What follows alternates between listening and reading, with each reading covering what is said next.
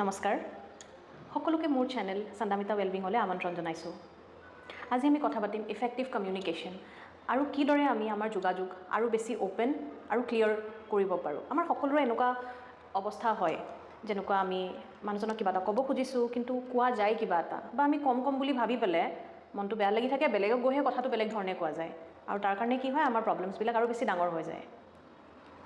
চ' মই আপোনালোকক আজি কেইটামান সৰু টিপছ যোনকেইটা আপুনি আপোনালোকৰ ডে টু ডে লাইফত ব্যৱহাৰ কৰিব পাৰিব যাতে আপুনি আনজন মানুহৰ লগত আপোনাৰ যোগাযোগ বা আপোনাৰ সম্পৰ্ক আৰু বেছি ভাল কৰিব পাৰে।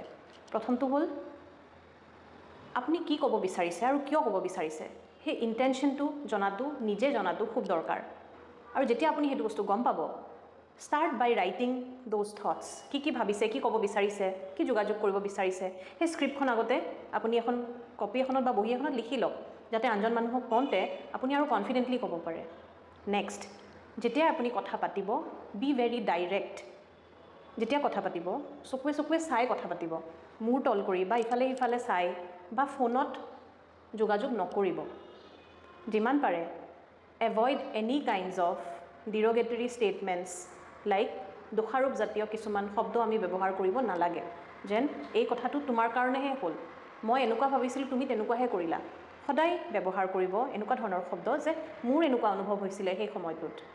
আই ষ্টেটমেণ্ট ইউজ কৰিব যাতে আপুনি গম পায় যে আনজন মানুহে কিয় কৰিছে আৰু আপুনি আপোনাৰ বস্তুখিনি প্ৰকাশ কৰিব পাৰে।